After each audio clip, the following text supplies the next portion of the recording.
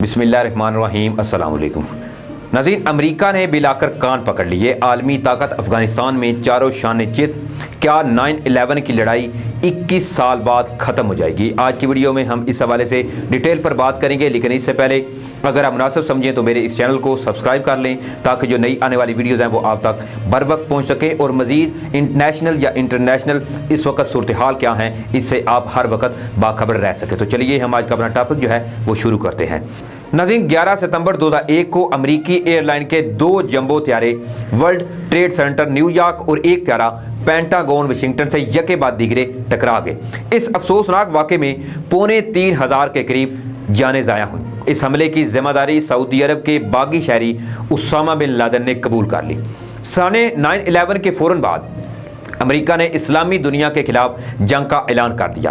Usama bin Laden کی گرفتاری کے لیے افغانستان پر بمباری کی، جس سے لاکھوں جانیں ضائع ہوئیں، لیکن خود اسامہ بن لادن پاکستان کے سرحدی پہاڑوں تک فرار ہونے میں کامیاب ہو گیا۔ ناظرین، امریکہ نے 6000 سے زائد مشتبہ مسلمانوں کو مقدمہ چلائے بغیر 2005 تک گوانتانامو بے میں قید رکھا۔ مغرب میں ہر مسلم فرد کو دہشت گرد سمجھا جانے لگا، کیونکہ ان واقعات سے مذہب اسلام کا کوئی تعلق نہیں بنتا تھا۔ ہر مسلم ملک نے اس واقعے کی مذمت کی اور بے گناہ جانوں کے ضیاع میں افسوس کا اظہار کیا۔ 2003 میں امریکہ نے عراق میں صدر صدام حسین پر دہشت گردی اور وسیع پیمانے پر تباہی پھیلانے والے ہتھیار WMDs کے انبار کرنے کے الزامات عائد کیے، اور اقوام متحدہ کو نظر انداز کرتے ہوئے حفظ ما تقدم کے بہانے عراق پر پیشگی حملہ کر دیا۔ یہ دونوں الزامات درست ثابت نہیں ہوئے۔ بہرحال فلوجہ اور نجف کے ہفتوں بھر محاصرہ اور بمباری، ابو غریب جیل میں جنگی قیدیوں پر جسمانی تشدد اور ان کے جنسی تذلیل کے علاوہ اس جنگ کے نتیجے میں 1 لاکھ سے زائد عراقی باشندے اور 1500 سے زائد امریکی فوجی ہلاک ہوئے۔ مالی نقصان کا اندازہ $300 بلین رہا۔ عالمی منڈی میں تیل کی قیمت جو ہے وہ $22 سے بڑھ کر $50 تک پہنچ گئی۔ ناظرین، 9/11 کے واقعے نے پوری دنیا کو بدل کر رکھ دیا۔ اس واقعے کے بعد عالمی سطح پر اسلامی ممالک کے اوپر چڑھائی اور ان کو دہشت گرد ریاستیں قرار دے کر انہیں صفحہ ہستی سے مٹانے کی پالیسی پر منوعن عمل کیا گیا۔ امریکہ کے سابق صدر جارج بش جونیئر جو ہیں، انہوں نے اپنے دور ادوار میں نہ صرف مسلم دنیا سے کھل کر دشمنی کی، بلکہ اس جنگ میں پاکستان کو بھی دھکیلنے کی پوری کوشش کی، اور پاکستان کے حکمرانوں کو بھی وقفے سے ٹارچر کیا جاتا رہا۔ تاہم پاک فوج اور حکومت نے امریکہ کے تحفظات کے پیش نظر اپنے ملک میں نشان زدہ علاقوں میں دہشت گردی کے مراکز کو ختم کرنے کا سلسلہ شروع کیا۔ دہشت گردی کا بہانہ بنا کر بھارت نے بھی موقع سے فائدہ اٹھانے کی کوشش کی، اور اپنی خفیہ تنظیم را کے علاوہ افغانستان اور دنیا بھر کی کالعدم تنظیموں پر بریف کیسوں کے منہ کھول دیے، اور ہر ممکن کوشش کی گئی کہ پاکستان کو عدم تحفظ کا شکار کرے۔ تاہم ناظرین، اس کی کوششیں پاکستان کی حکومت اور پاک افواج کی بہترین حکمت عملی کی وجہ سے آج تک کامیاب نہیں ہو سکی۔ امریکہ نے افغانستان میں اپنے فوجی اڈے قائم کیے اور اپنے اتحادی ملکوں کی فوج سمیت افغانستان میں آ بیٹھا۔ اس کے افغانستان میں قیام کا بہانہ تو دہشت گردی کے خلاف جنگ تھی، تاہم وہ ایشیا کے خطے پر بھی قابض ہونے کی خواہش رکھتا تھا۔ مگر افغان طالبان نے اپنے ملک پر قبضے سمیت اسلامی دنیا کو دہشت گرد قرار دینے کے خلاف بھرپور مذمت کا اعلان کیا، اور نہ صرف امریکہ کو دھول چٹائی بلکہ اس کی لے پالک افغانی حکومت کے خلاف بھی بھرپور مذمت کی، اور ان پر حملے کر کے ان کو نقصان پہنچایا۔ امریکہ ناظرین جب یہ جان گیا کہ افغانستان میں رہنا اس کے اور اس کے اتحادیوں کے لیے کسی خطرے سے کم نہیں، تو اس نے افغانستان سے دم دبا کر بھاگنے کے لیے ہاتھ پاؤں مارنا شروع کر دیے، اور یہاں بھی اسے پاکستان کی آخرکار ضرورت پڑی، کیونکہ پاکستان ایشیا کا وہ واحد ملک ہے جو پورے ایشیا میں طاقت کا توازن قائم رکھ سکتا ہے، اور طالبان اور دیگر اسلامی گروپوں کے ساتھ اس کے یکساں تعلقات اور اس کی بہترین خارجہ پالیسی کی عکاسی کرتے ہیں۔ لیکن پھر امریکی صدر ڈونلڈ ٹرمپ نے اقتدار سنبھالا تو انہوں نے بھی افغانستان سے اپنی اور اتحادی افواج کی باعزت واپسی کا نعرہ لگایا اور پاکستان کو مدد کے لیے کہا۔ پاکستان نے اس جنگ کے خاتمے کے لیے سب سے نمایاں کردار ادا کیا، اور افغان طالبان کو مذاکرات کی میز پر لانے کے لیے کام شروع کیا۔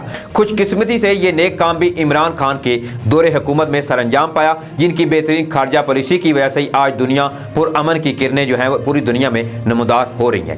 پاکستان کی کوششوں سے امریکہ، افغان حکومت اور طالبان کے درمیان دوحہ قطر میں مذاکرات شروع ہوئے اور مذاکرات کے کافی دور ہوئے، جن میں دونوں اطراف کا موقف ایک دوسرے کے سامنے پیش کیا گیا اور طالبان کے تحفظات سمیت امریکی تحفظات پر بھی کھل کر بات کی گئی۔ ناظرین، پوری دنیا اس حوالے سے آج بھی پاکستان اور حکومت قطر کی کوششوں کی معترف ہے اور دوحہ مذاکرات کے نتیجے میں جنگ کے بادل آہستہ آہستہ چھٹنے لگے اور امن کی شعائیں نمودار ہونا شروع ہو گئیں۔ افغان طالبان نے امریکہ کے سامنے اپنے قیدیوں کی رہائی کے بدلے امریکہ اور اس کے قید اتحادیوں کی رہائی کا عندیہ بھی دے دیا۔ طالبان قیدیوں کی رہائی کے لیے افغان حکومت نے جو بھی وعدہ کیا اسے پورا کیا۔ جیسے جیسے مذاکرات کامیاب ہوتے گئے، امریکہ افغانستان سے دم دبا کر بھاگنے میں زیادہ بے چینی کا مظاہرہ کرتا ہوا دکھائی دیا اور آج امریکہ کا صبر کا پیمانہ بالکل لبریز ہو چکا ہے۔ امریکی صدر ڈونلڈ ٹرمپ نے عندیہ دیا ہے کہ کرسمس سے پہلے افغانستان سے امریکہ اور اس کے اتحادیوں کی فوجیں واپس چلی جائیں گی۔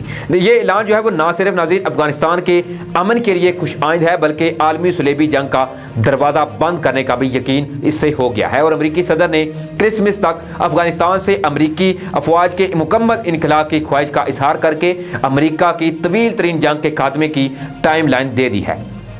امریکی صدر ڈونلڈ ٹرمپ کا ایک بیان میں اس حوالے سے مزید یہ کہنا ہے کہ کرسمس تک افغانستان میں بہادر امریکی مرد و خواتین کی تعداد نہایت ہی تھوڑی رہ جانی چاہیے اور واضح رہے کہ افغان طالبان سے یہ طے کیے گئے معاہدے میں امریکہ نے 2021 کے وسط تک تمام فوجی افغانستان سے نکالنے کا وعدہ کیا تھا۔ امریکی صدر ڈونلڈ ٹرمپ نے اس سے قبل نومبر کے صدارتی انتخابات تک افغانستان میں موجود امریکی فوجیوں کی تعداد 8,500 سے کم کر کے 4,000 تک کرنے کا کہہ دیا۔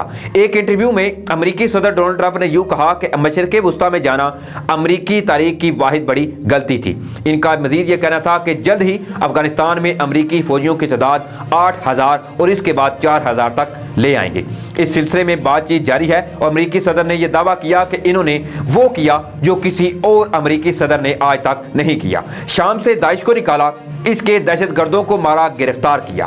ان کا اس حوالے سے مزید یہ کہنا تھا کہ امریکہ کو کبھی بھی مشرق وسطیٰ میں نہیں جانا چاہیے تھا۔ یہ امریکہ کی تاریخ کی سب سے بڑی غلطی تھی جس کا خمیازہ آج بھی وہ بھگت رہا ہے۔ ناظرین، اسی کے ساتھ ہی اب ہم چلتے ہیں اپنے اگلے موضوع کی طرف۔ کیا 21 سالہ لڑائی صحیح معنوں میں ختم ہو پائے گی؟ اس کا جواب یہ ہے کہ کل تک امریکہ اور اس کے اتحادیوں کی بہانے بنا کر مختلف ملکوں پر چڑھائی کی روایات اب 21 سال بعد دم توڑتی ہوئی نظر آنے لگی ہیں اور امریکہ اب جان گیا ہے کہ دنیا پر قبضہ کرنا اب اتنا آسان نہیں رہا۔ امریکہ کی بدقسمتی دیکھیے آپ کہ کل تک روس کے ساتھ لڑنے کے لیے جن طالبان کو اپنے ہاتھوں سے بنایا، آج وہی طالبان اس کے گلے کی ہڈی بن چکے ہیں اور یہ مکافات عمل پوری دنیا کے لیے نصیحت کا باعث بھی ہے کہ اور اس 21 سالہ لڑائی میں امریکہ کو سبق حاصل ہو گیا کہ اب وہ دوسرے ملکوں کے معاملات میں مداخلت نہ کرے۔ دوسرے لفظوں میں بلا کر امریکہ نے آپ یوں کہہ لیجئے کہ امریکہ کان پکڑ چکا ہے، اب امریکہ کی عقل ٹھکانے آ چکی ہے۔ ناظرین، آج کے لیے اتنا ہی، مجھے اجازت دیجیے، اپنا خیال رکھیے گا اور اپنی قیمتی رائے جو ہے وہ کمنٹس باکس میں